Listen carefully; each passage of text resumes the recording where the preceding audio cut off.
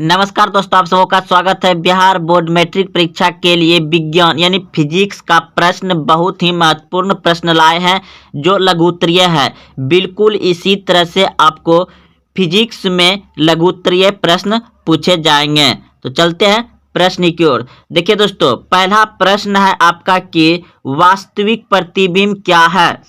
तो वास्तविक प्रतिबिंब क्या है, इसका एकदम अच्छे से सरल भाषा में उत्तर बताएंगे।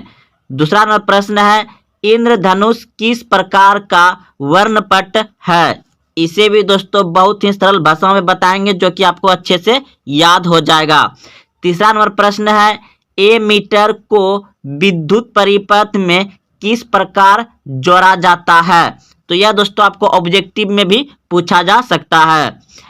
4 नंबर प्रश्न है, विद्युत हीटर की तार किस मिश्रित धातु का होता है। 5वां नंबर प्रश्न है, दृष्ट धारा के स्रोता का नाम बताइए। दृष्ट धारा के स्रोत का नाम बताइए। 6वां नंबर प्रश्न है, विद्युत विभव से क्या समझते हैं। 7वां नंबर प्रश्न है आपका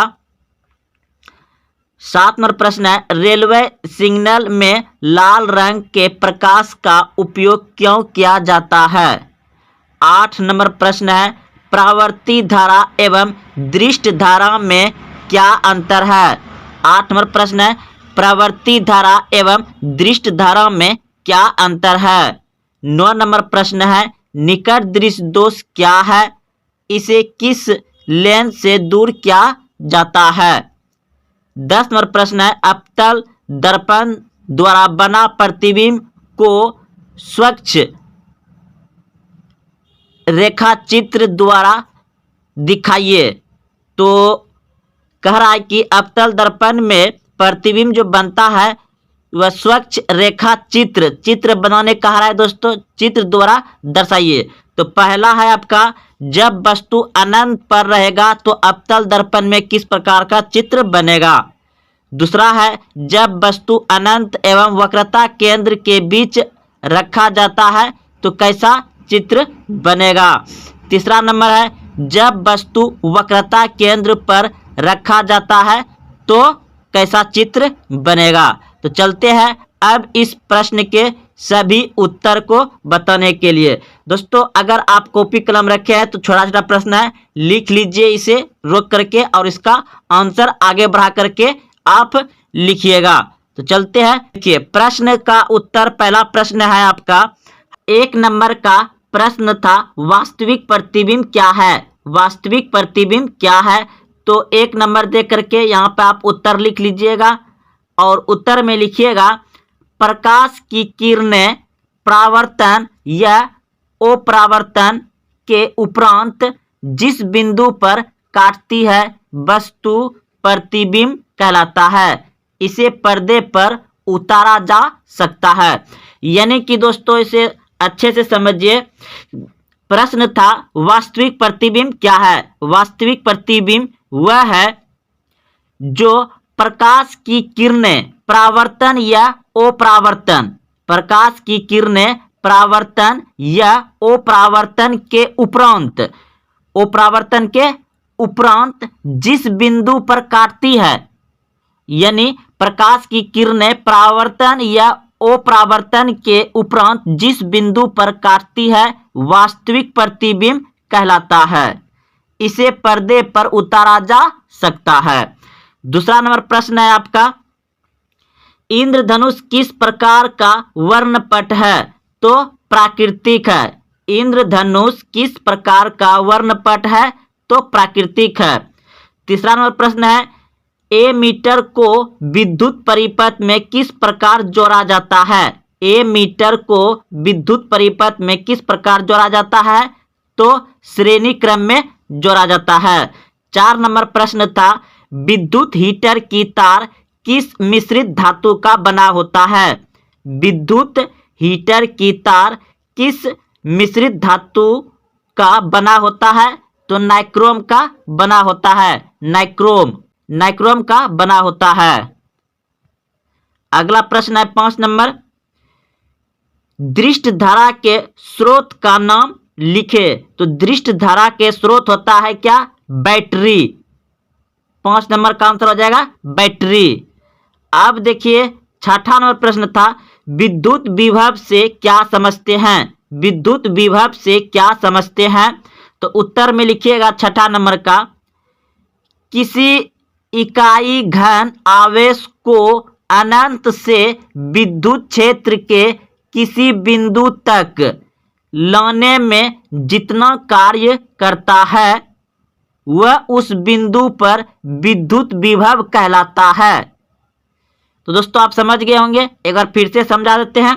प्रश्न था कि विद्युत विभव से क्या समझते हैं? तो विद्युत विभव से हम यह समझते हैं कि किसी इकाई घन आवेश को अनंत से विद्युत क्षेत्र के किसी बिंदु तक लाने में जितना कार्य करता है वह उस बिंदु पर विद्युत विभव कहलाता है।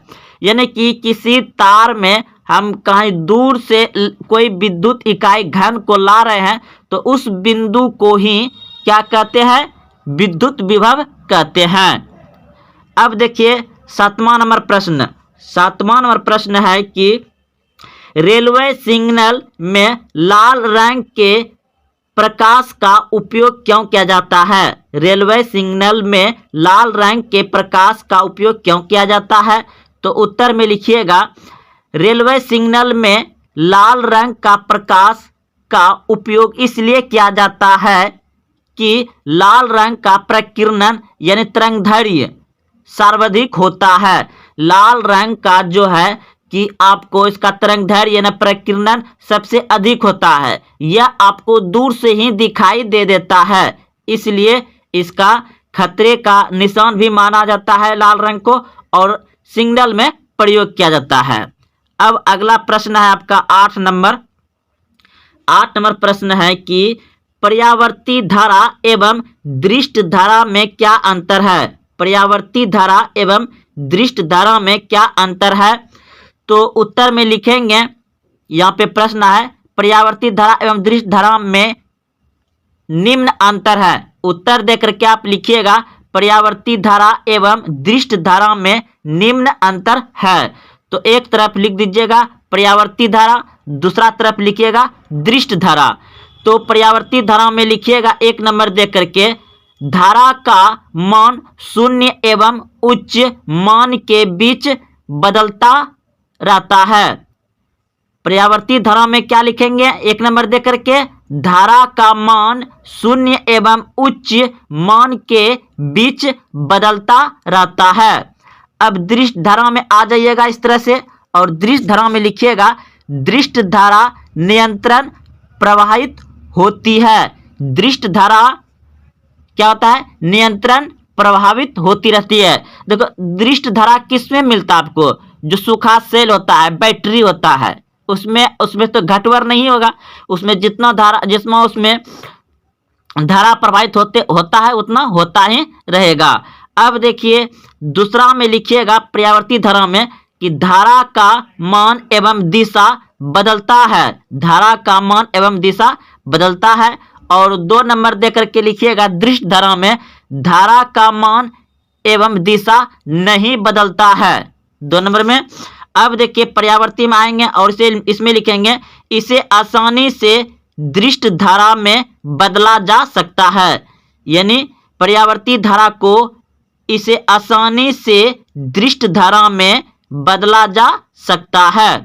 3 नंबर दे करके लिखिएगा दृष्ट धारा में, दृष्ट धारा को इसे कठिनाइयों से पर्यावर्ती धारा में बदला जा सकता है। कठिनाइयों से यानी कि बहुत कठिन होता है इसको दृष्ट धारा में बदलने के लिए। अब अगला प्रश्न है तो 9 नंबर प्रश्न था निकट दृष्ट दोष क्या है, इसे किस लेंस द्वारा दूर करते हैं? तो उत्तर में लिखिएगा यहाँ पर, उत्तर लिखिएगा यहाँ पर 9 नंबर का है कि दूर स्थित वस्तु को नहीं देख पाना ही निकट दृष्टि दोष है। इसे दूर करने हेतु अवतल लेंस का उपयोग करते हैं।